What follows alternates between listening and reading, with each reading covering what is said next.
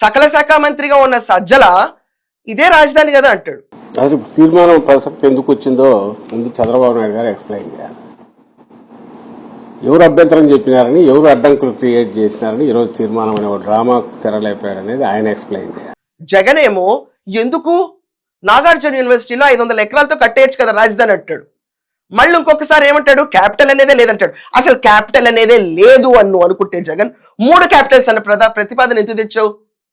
నువ్వు 3 చోట్ల కూర్చుంటే 3 చోట్ల క్యాపిటల్ ఉంటుందా? నువ్వు 4వ చోటకి వెళ్ళవా? ఎప్పుడు ఆ 3 చోట్ల పడుంటావా? రాష్ట్రం అంతా తిరగవా? క్యాపిటల్ అన్న ప్రతిపాదనే లేదు కాన్స్టిట్యూషన్ లో.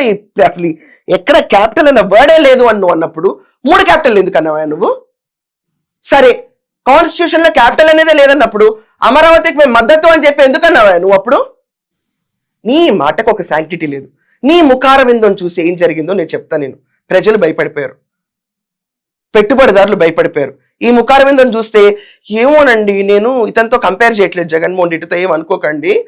ఇదివరకటి రోజుల్లో బాలీవుడ్ ఫిలిమ్స్ లో యాక్ట్ చేయాలంటే లిటరలీ భయపడేవాళ్ళు. ఎలా అంటే, బాబోయ్ దావూద్ బెదిరిస్తాడు, సో దావూద్ ఏమన్నా చేస్తాడేమో అని ఫిలిం హీరోయిన్స్ అందరూ తొందరగా పెళ్లిళ్ళు చేసుకోవటమో, లేకపోతే ఏదో ఒక హీరోతో అటాచ్ అయి ఉంటామో సేఫ్టీ కోసం, వాళ్ళ లైఫ్లో సేఫ్టీ కోసం దావూద్ బెదిరిస్తాడు అని చెప్పి భయపడేవాళ్ళు.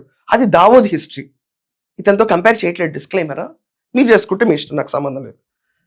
జగన్మోహన్ రెడ్డి వచ్చాడంటే అందరూ వెళ్ళి ఏమవ్వాలి, అమ్ముకుందాం అంటే భూమి కొనేవాళ్ళు ఉండేవాళ్ళు కాదు, డబ్బులు ఉండేవి కావు, యువతకు ఉద్యోగాల అవకాశాలు ఉండేవి కావు. ఏదో ఒక బ్రతుకు దేవుడా, ఏం బ్రతకాలంటే వాలంటీర్ల సంస్థగా బతికి, సాక్షి న్యూస్ పేపర్ డెలివరీ బాయ్గా బతికి, అతని సంస్థని పైకి తీసుకెళ్ళటానికి 5,000 రూపాయల నెల జీతగాళ్ళ కింద చేశాడు. నీ ముఖార విందం కెపాసిటీ ఇది.